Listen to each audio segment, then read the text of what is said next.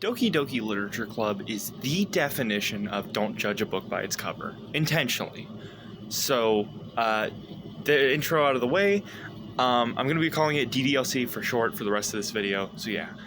So for those who don't know, DDLC is a psychological horror, which was my first psychological horror game, visual novel, made in 2017, and its outward appearance is very deceiving. On the outside, it looks like a cute little romance anime game, so most people wouldn't give it a second thought and would probably write it off as a horror game. But I'm here to tell you why you shouldn't. Well, one, the most obvious reason is on console it's only $14.99 and on Steam it's free, so why not? But yeah, let's get started with minor spoilers ahead. Act 1. Act 1 is simple. It's straightforward. It seems like the anime romance game that it looks like on the outside. But midway through, it starts to kind of take a turn into more psychological horror, mental health aspects, and one of the members starts to kind of seem not right. And, spoiler alert, she does die, as do almost all the characters in the game. Like I said, minor spoilers, I'm not going to say who or how or what, but she does die.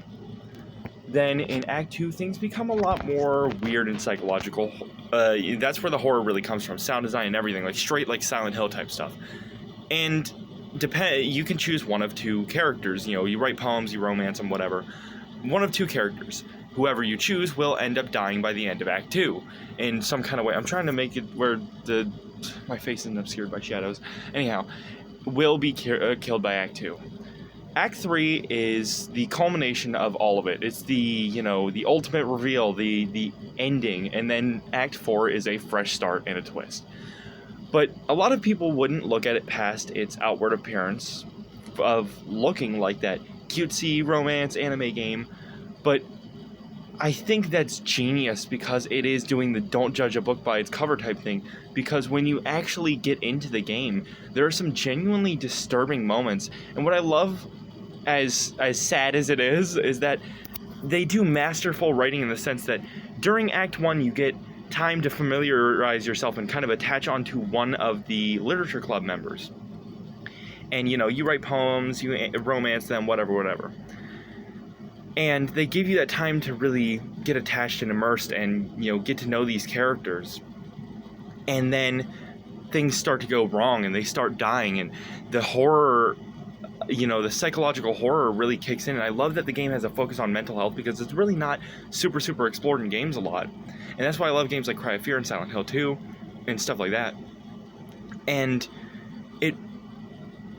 it's masterful in that sense of it gives you the time to really get to know these characters and then starts to kill them off. But they give you an entire act to get to know them first. And that's what I love about it. And another thing that, while it may suck, I absolutely love about it is that unlike certain games like Cry of Fear or Silent Hill, it doesn't give you that, you can change their outcome, you can change their fate, multiple ending type thing. It's set in stone. They're all going to die, I went into this video with a lot more of cohesive thought, but it turned into just me gushing about DDLC. It's hard to gush about it without it being spoiler alert, but I absolutely love how they carefully crafted this experience. Every death feels meaningful, every choice feels important, and every unnerving moment leaves you uncomfortable. And the sound design really complements this, especially because I always do the Yuri run because she's always been my favorite character. The sounds when she has those intense horror moments of industrial metal and fleshy wet sounds and stuff, and it sounds like something straight out of Silent Hill. It almost sounds like Pyramid Head's chase music from Dead by Daylight, or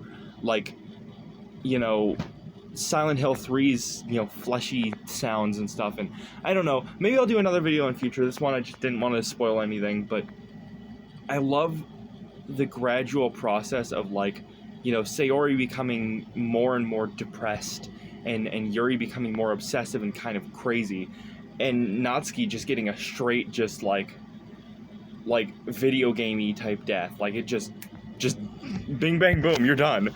And I love the way that they carefully built up Monica act after act slowly showing you what's hidden, you know, beneath with the game's coding and all that, and you know, her sentience and what it means to think. Like, if you really think about how she is, it's like really not, she's not even that big of a villain, because like, without spoiling anything, it's like, imagine you gain sentience and figure out that, you know, everything you know is a lie, you know? You'd be a little bit peeved too. But yeah, like I said, there was minor spoilers and stuff. But I love that game. If I could recommend you any, like, that's one of my top 3 psychological horror games. I absolutely love that game. If I could recommend people to play any 3 psychological horror games, it's obviously Silent Hill 2, Cry of Fear, DDLC. I think they're phenomenal. If you like games like Milk Inside of a Bag or Needy Streamer Overload, you would absolutely adore DDLC. So if you haven't played it, it's free on Steam. Give it a shot. I think you'd really like it. I really like it. And that's going to be all from me. If you liked it, like, comment, subscribe, do all the YouTube stuff. And if you disliked it, share with a friend or group chat so you guys can make fun of me in my stupid video. And I'll see you on my next one. Thanks for watching.